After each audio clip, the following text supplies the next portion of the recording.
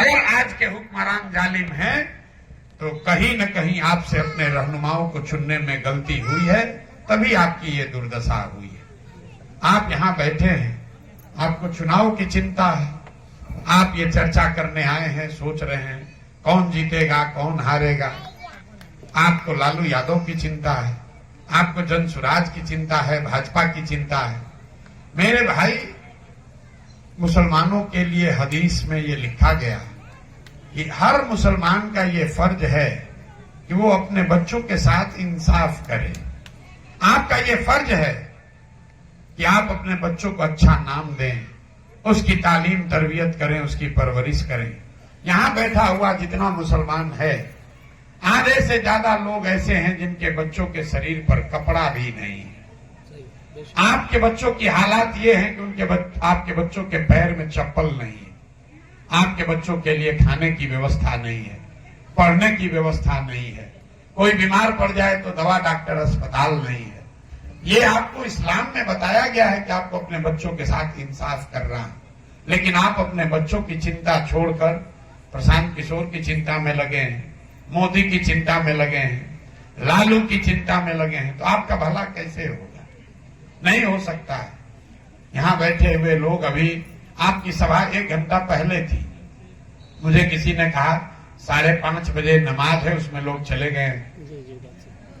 5 बार नमाज पढ़ने वाले लोग, कुरान का पहला शब्द है इकरा, अल्लाह का पहला शब्द है इकरा।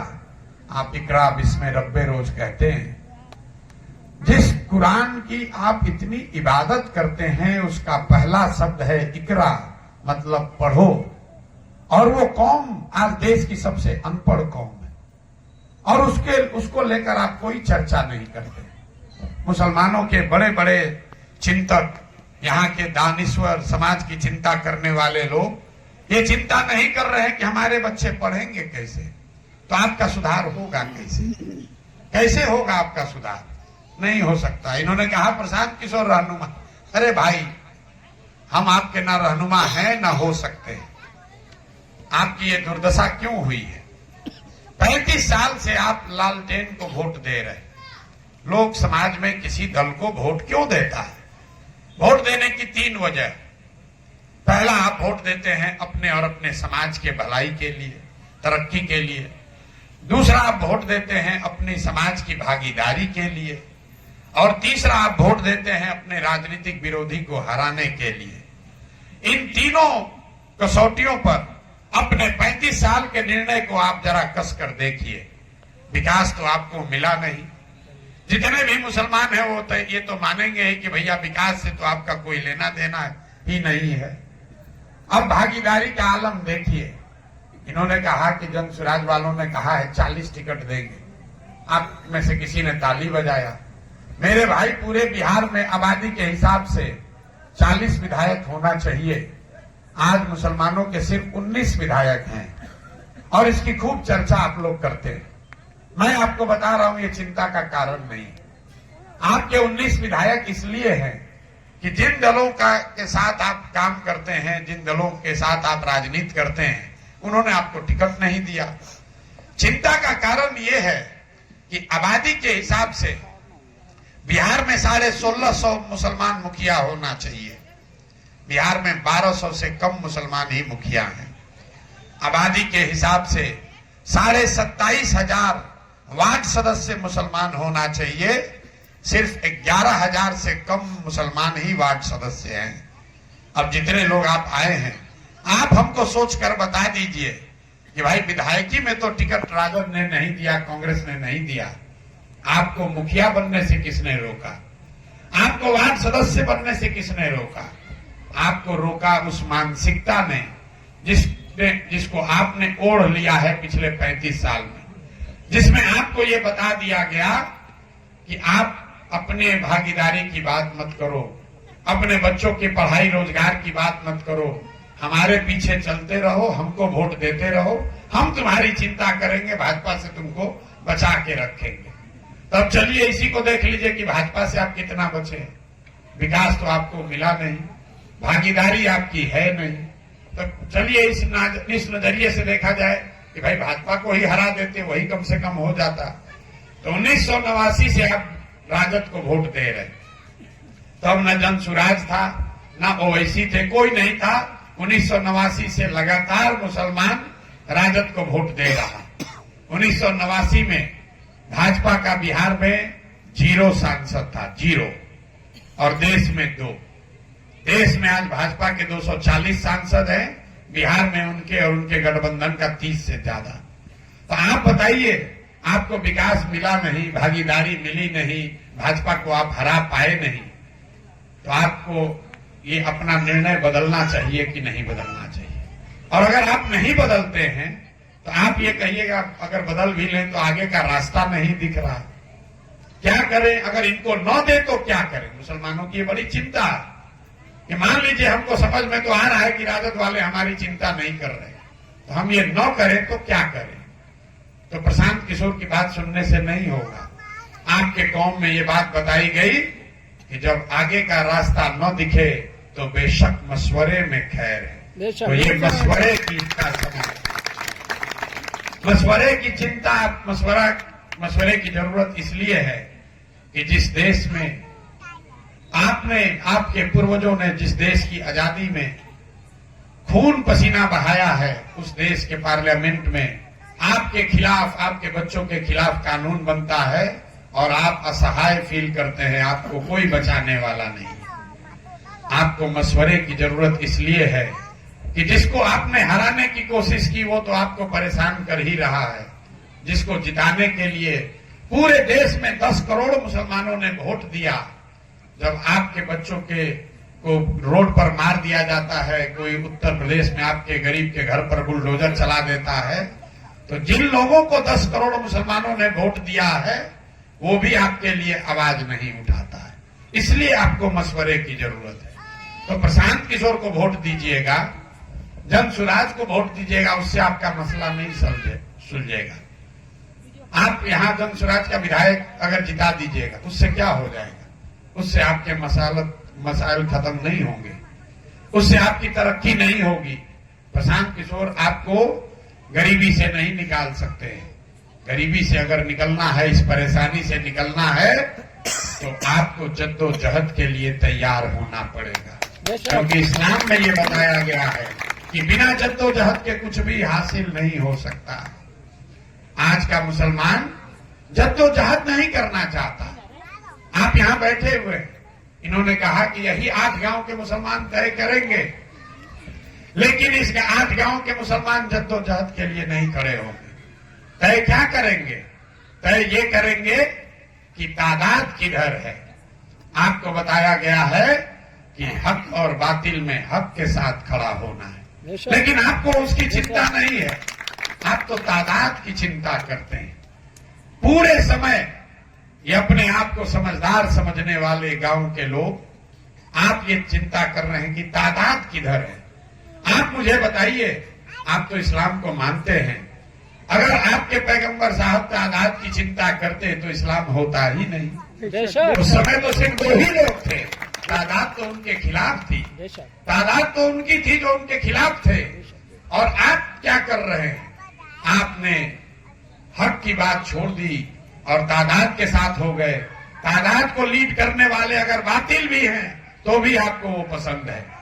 आपके बच्चों का लूट कर ले गया है, आपके बच्चों के पेट पर लात मारा है, आपके बच्चों को अनपढ़ बनाया है, उसको भी उस जानते हुए उस बातिल के भी साथ आप खड़े होते हैं।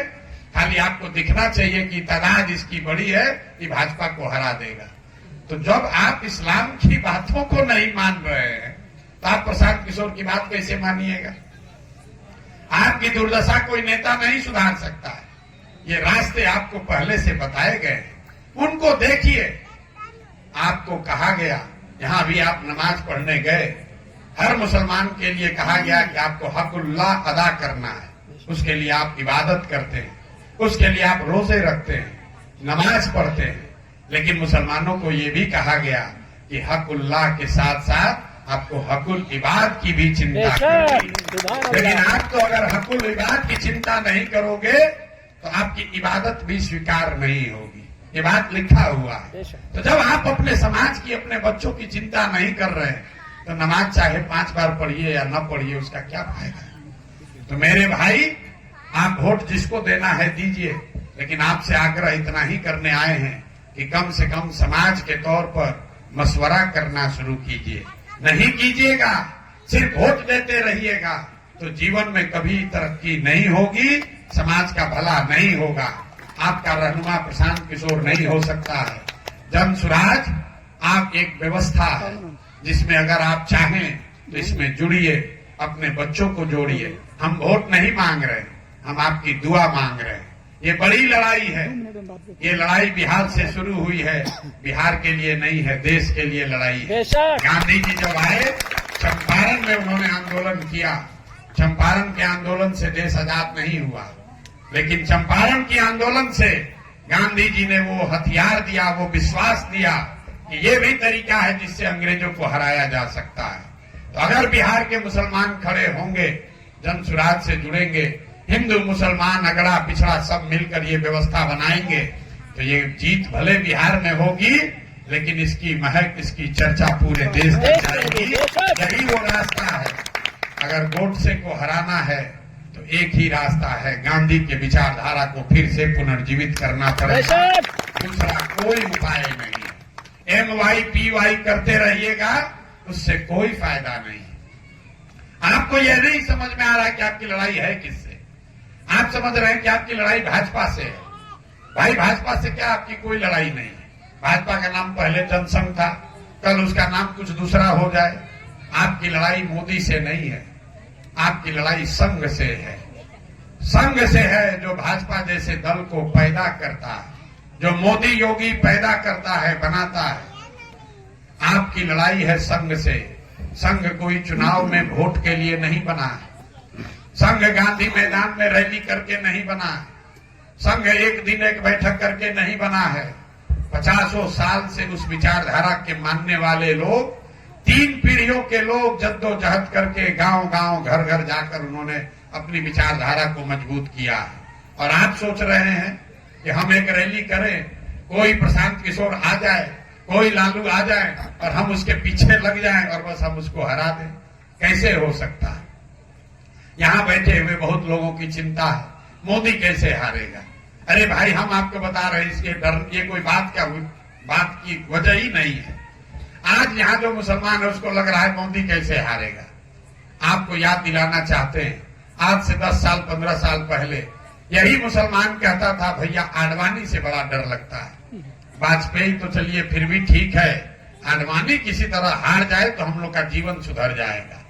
अब हिंदुओं की बात छोड़िए, इसी गांव में, इस सभा में आपसे पूछेंगे कि आडवाणी चाहिए कि मोदी चाहिए, तो यहां बैठा हुआ मुसलमान कहेगा, भैया आडवाणी कितनों खराब था, भैया वो तो फिर भी चलेगा, मोदी बड़ा दिक्कत है। हमसे लिख कर ले लीजिए, आज से 15 वर्ष के बाद मुसलमान ही कहेगा मोदी कितना भी खराब था, ठीक था, योगी बड़ा खतरनाक है। मेरे भाई, आपको समझ में नहीं आ रहा है। अभी लड़ाई की शुरुआत हुई है, ये लंबी चलनी है। एक चुनाव से कुछ नहीं होगा। अपने बच्चों को अगले 10 साल 15 साल जद्दोजहद के लिए जब तैयार करोगे, राजनीति में लाओगे, तब जाकर बात बनेगी। जन सुराज वही व्यवस्था है, ये खाली वोट की बात नहीं है।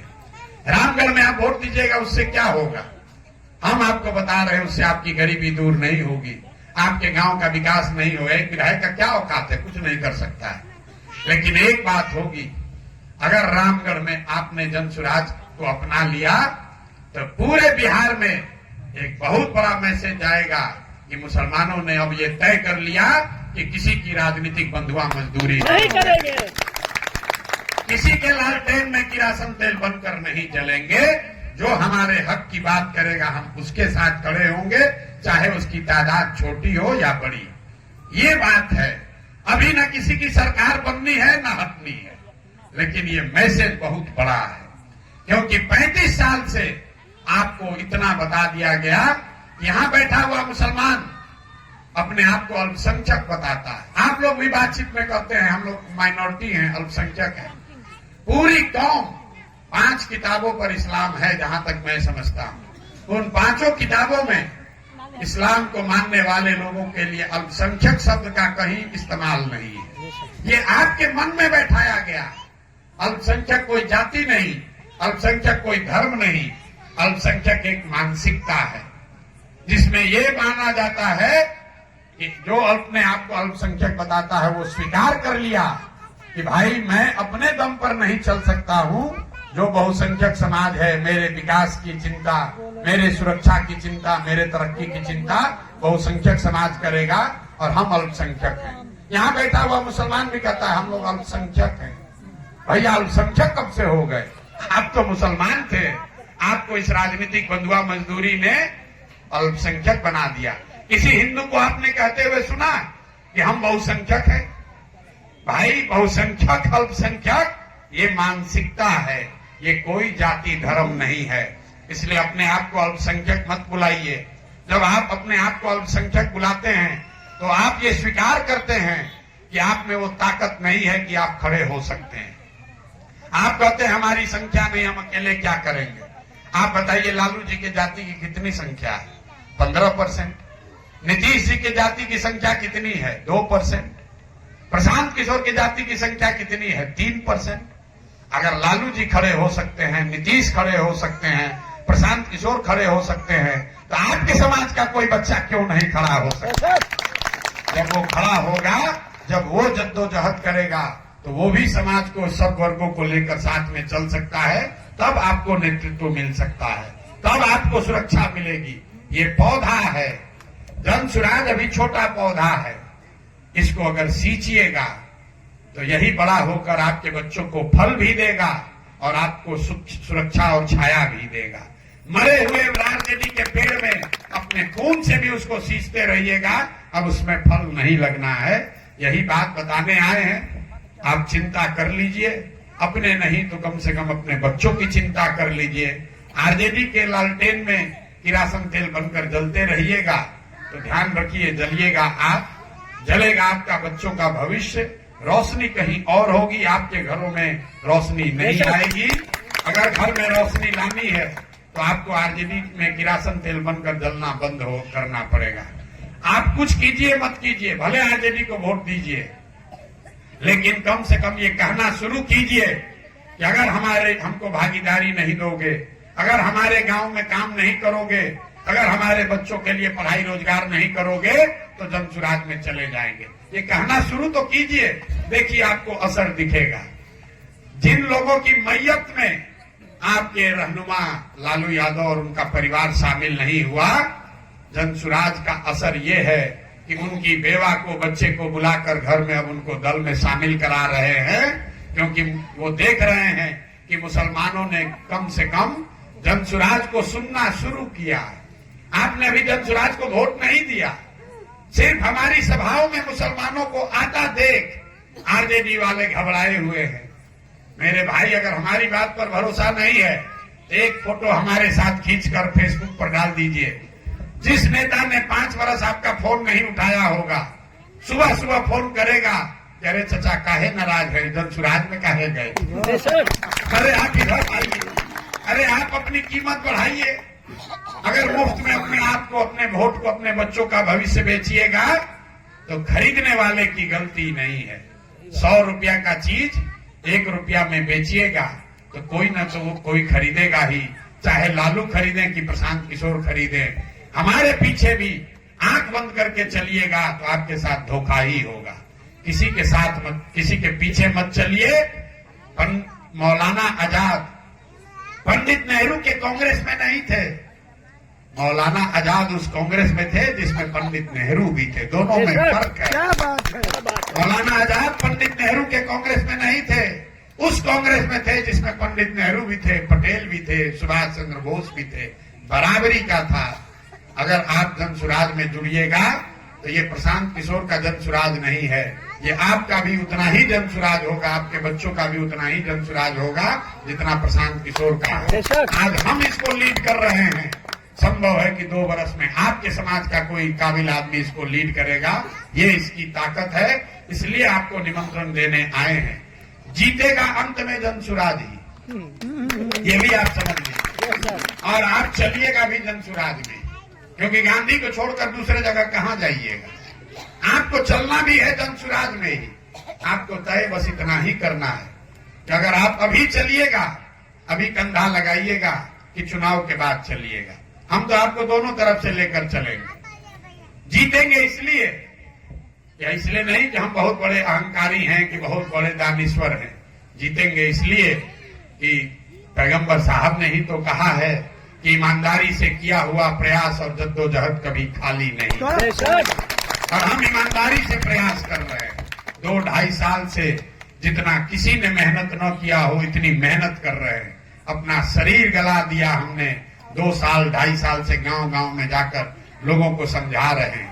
तो सफलता जनसुराज को मिलनी ही है। अगर आप अभी कंधा लगाएंगे तो निश्चित तौर पर हमारे लिए लड़ाई आसान हो जाएगी, लेकिन न भी लगाएंगे तो कोई बात नहीं, जीतने के बाद चलिएगा। लड़ाई बहुत लंबी है, बिहार से शुरू हो रही है, आगे तक जाना है।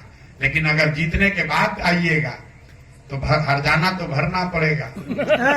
अभी तो आप चले नहीं, तो जीत के जब आएंगे तो आपसे हम शाकाहारी आदमी हैं, आपसे जीत का सेवई भी खाएंगे और आपको साथ में लेकर भी चलेंगे। आप आए, आपने समय निकाला, आपका बहुत बहुत शुक्रिया। वोट की चिंता मत कीजिए। राजनीति सिर्फ वोट नहीं है। गांधी जी ने पूरे देश को आजाद करा दिया। उन्होंने आपके पूर्वजों से, हमारे पूर्वजों से वोट मांगकर देश नहीं आजाद कराया। गांधी जी ने समाज को समझाया, गांधी जी ने समाज को जगाया।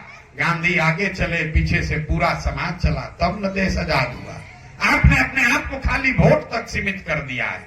वोट दिए, फिर 5 वर्ष के बाद वोट की चिंता कीजिएगा, फिर 5 वर्ष तक घर में बैठ के परेशान है। राजनीति कीजिए, खाली वोट मत दीजिए। यही बात आपको समझाने आए हैं। अच्छा लगे तो बहुत बढ़िया, न अच्छा लगे तो जैसे जिंदगी चल रहा है चलाइए। बहुत बहुत धन्यवाद।